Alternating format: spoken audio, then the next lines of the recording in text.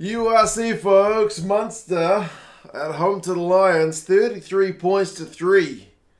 That's a bit of a hiding. It's a big old bonus point win for the Munster guys in some pretty tough conditions. But, yeah, you wouldn't have thought it based on the initial play that it was going to be quite this lopsided. But anyway, we should go through some clear key events and stats, and you guys can let us know your thoughts. Interestingly, red jersey against red jersey, and yet it wasn't really, obviously not these exact models, but it wasn't really that much of an issue. The Lions jersey's kind of white and then red on the back, and the Munster jersey's obviously red. I guess the fact that they had totally different socks and shorts meant it was less of a jersey clash, maybe because the numbers are different colours, the shoulders are different colours, I'm not sure. Sometimes jerseys don't look like they're going to be a horrible clash, and yet they are. And this is one where they maybe look like they might have been going to clash, but it wasn't too bad in the scheme of things. Yeah. I initially turned it on thinking this is going to be horrendous, but I was able to follow it pretty much without issue. So, yeah, you guys can let me know if you thought it was an issue. But anyway, very wet, very windy. Goodness gracious me, like the rain on camera was horrendous. The wind in the first half especially must have been blowing a gale because we saw some kicks really just take off or get stuck up in the wind. Barron got injured early for Munster, which was unfortunate, but Buckley certainly took advantage because he scores a couple of tries from the bench. But interestingly, the first points of the game go to the Lions. Their scrum is looking the business in that first half. And it earns them an early penalty, so 3 points to 0 to the Lions. That is the only time they will be leading this game. And yeah, Munster are able to hit back. Like I mentioned, with a maul, Ben Healy does well to kick the ball well into the corner, so they don't have to go too far. And Munster's maul, sure enough, goes over through Ben Healy. Ben Healy put the kick in. Dennis Buckley. So yeah, 5 points to 3 misconversion. But Munster in front, and they will continue it. But I feel like the Lions have got some missed chances. I mean, firstly, their restart from Hendricks, I'm talking about that wind. I mean, oh my goodness. Boy, does he kick that ball dead from the restart. The wind just rips it away from him. Yeah, way too big. Not even close. The pitch could have been 20 meters bigger and it still would have gone dead. 30 meters probably. Yeah, that ball went well dead. But I mean, the Lions, their scrum still manages to kind of pull them out of jail because they win penalties. It gets them some field position. They're able to go for a scrum, get advantage, have a crack, and then Hendricks' boot will be way too big again, and then back for advantage, have a scrum, get advantage, go again, pick and goes. Munster's defence holds. You know points or a yellow card or a penalty try from the scrum is absolutely coming at some point because the Lions scrum is just monstering the Munster guys.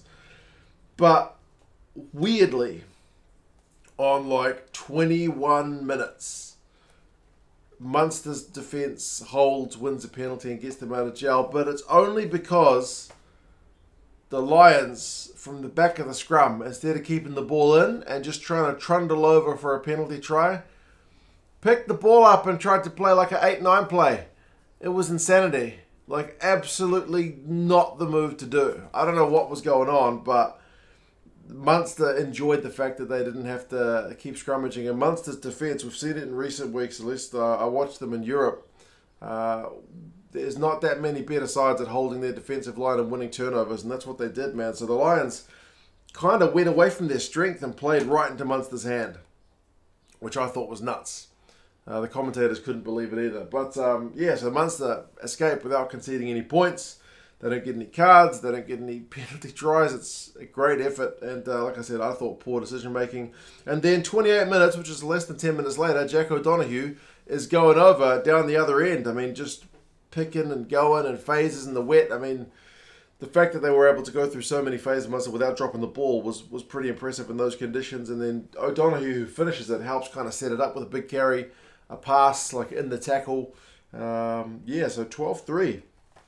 Good lead. Hendricks spends a long period down getting his leg strapped after taking a knock, and he doesn't come back on when he gets a break at halftime. It's too bad for him to come back on. So yeah, it's a pretty bad knock. At 39 minutes, interestingly, Munster are warned about the scrum the ref basically says someone's going to get a yellow card. Either your loose head or your hooker is going to get carded.